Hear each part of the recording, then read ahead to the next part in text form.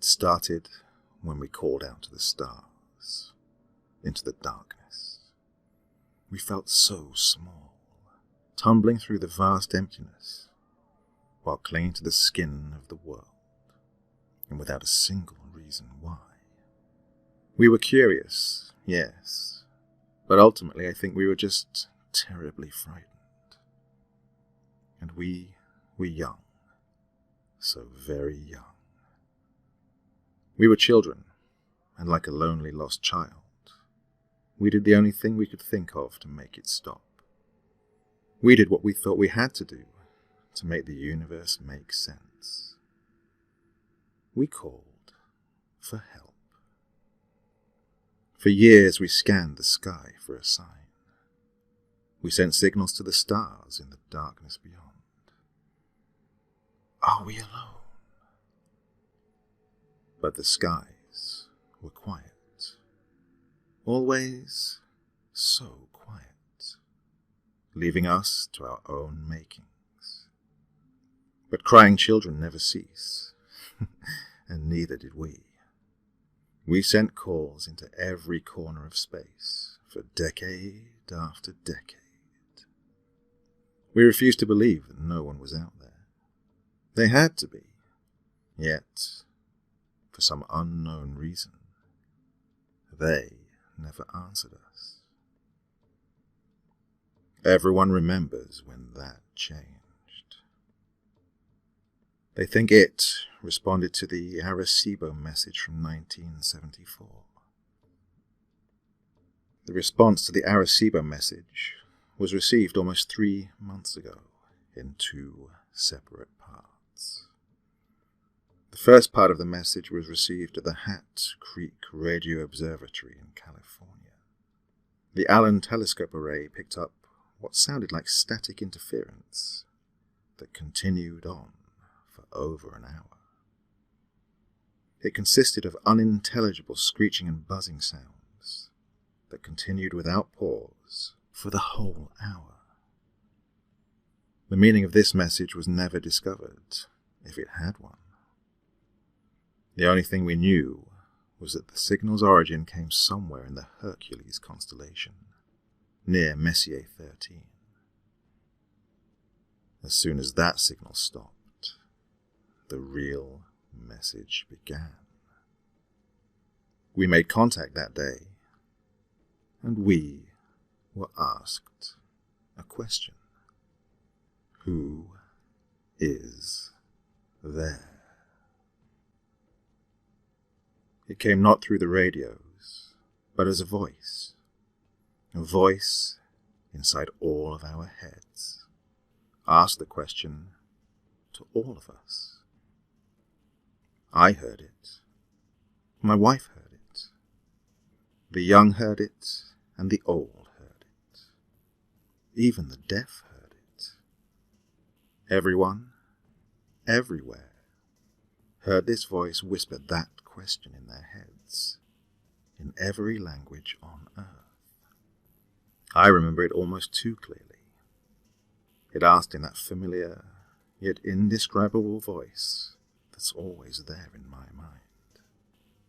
It was like one of my own thoughts had gone rogue, and had decided to speak directly to me.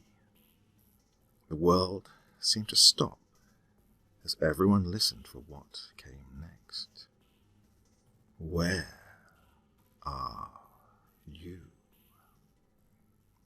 The heavy question seemed to linger in our minds for hours afterwards, and then for days, and then for weeks.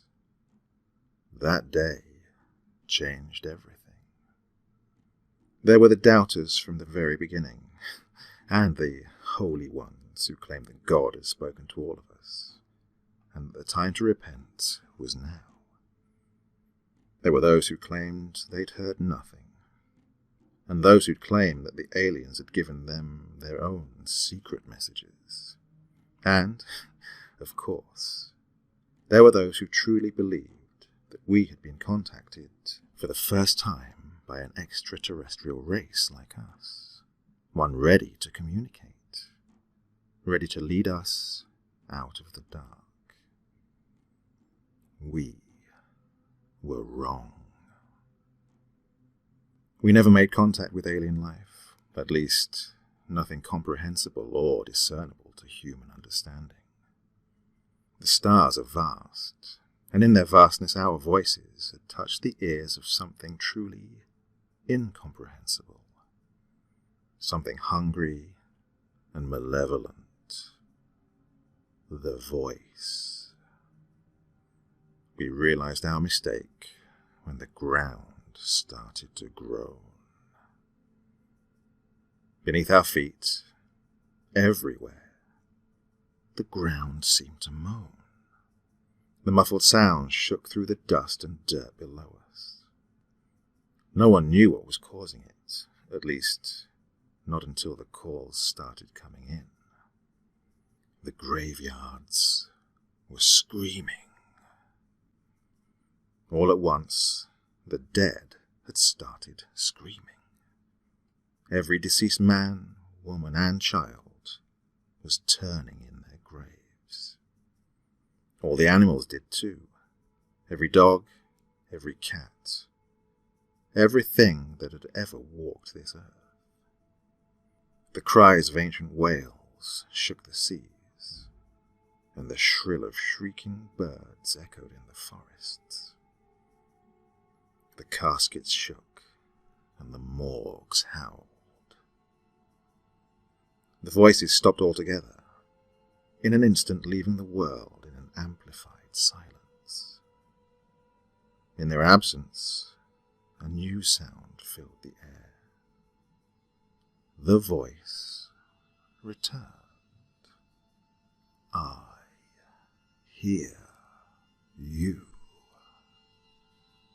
It came as a whisper from behind, an ominous, yet oddly playful presence that felt so close, but was truly still so far away.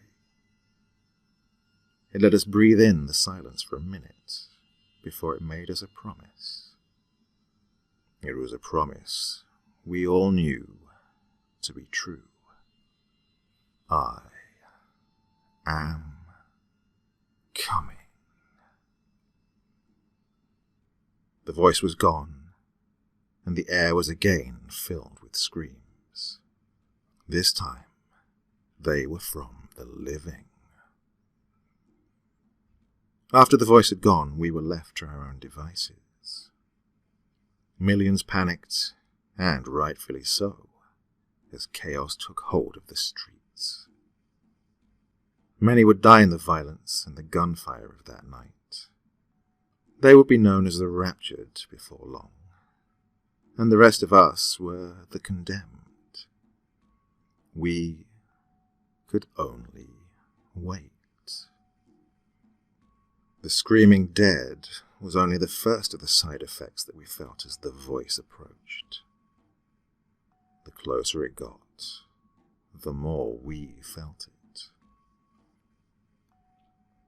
That first night after the screaming, we noticed the stars bleed for the first time. A section of the western sky had turned black, blacker than the night. It was only truly visible because of the ring of stars around it. The light from those stars had turned red, and they seemed to bleed across the sky like food coloring dropped into water. Their light swirled and flowed all around the edge of some unseen mass. I knew then that I was staring into the face of the voice. Our scientists claimed that nothing was there, and that their radar and scans always came up empty. Their telescopes could see nothing but darkness in that section of space. However, the proof was right in front of us, as every night that ring of darkness got wider, and more stars bled in the sky. We watched it come. As each night passed, the black spot would widen, and more stars would distort and bleed around it. During the day, a new hell would greet us. The side effects worsened. The day always brought something new. I'm sure most of what happened will go untold and unknown. The animals started disappearing. All of them. No tracks, traces, or bodies were left behind. Pets would run away, some violently so. They all retreated, never to be seen again. The forests were left abandoned, the oceans empty. The air was left silent. The world left seemed empty and lonely.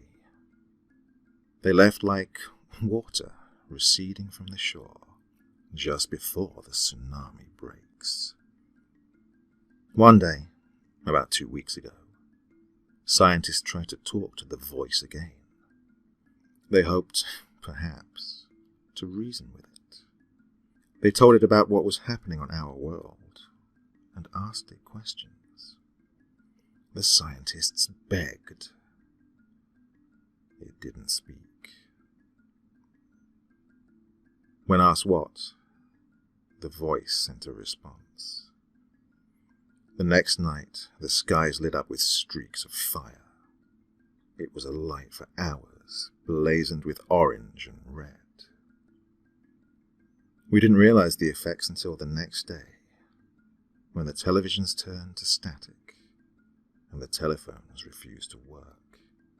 We had sat watching as all the satellites were knocked out of the heavens.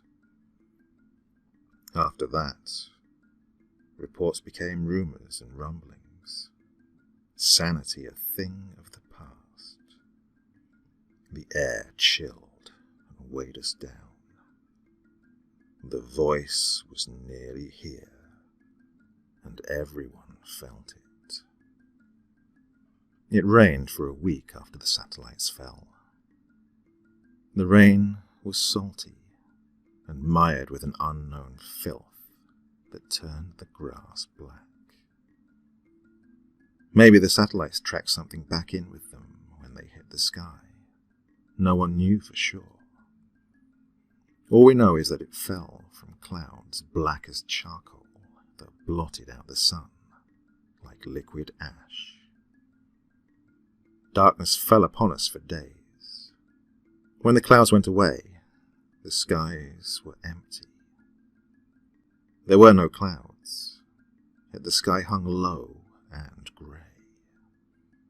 If the sun was anywhere in the sky, it never made itself known, as if it had abandoned us. Each day grew slowly darker and darker, until night and day became almost the same. Some people would claim later that they'd seen things in the dark, creatures with gangly limbs and crooked faces, lurking in the corner of their vision. They were tall, white creatures that looked molted or rotten through their transparent skin. Appearances would last for just a second or two before vanishing without a trace. Some believed this was the first step in an alien invasion, but the rest of us didn't know what to think. We just knew that it was nothing that simple or benign. They must have been hallucinations, just more madness to endure, but ultimately as harmless as anything else. As harmless as the screams of the dead, the missing animals, and the dying sky. Appearances slowly increased in duration and number. I think everyone saw them once at least, but I don't think a single person would ever guess why they were truly here. They never touched nor spoke to anyone, and they certainly never harmed anyone. Most who got good looks at them described them as mournful or sorrowful looking. Some even claimed the creatures watched over them at night, and others even claimed that it seemed as if the creatures were sorry for them. One claimed to have even seen one prostrate upon the ground, hands clasped above its head. He said it was praying for us. Prayer was no help. The churches and places of worship that had divided us for so long failed to bring hope to any in the end. The voice let them pray and beg for a while, but just days ago, the voice ended it all. No one questioned how, for at this point nothing that happened surprised anyone anymore. But on the final day, all books of worship burned. Every last Bible, every Quran, everything. People rushed to their centers of faith, but found no solace. The churches and temples had suffered the same fates, if not worse.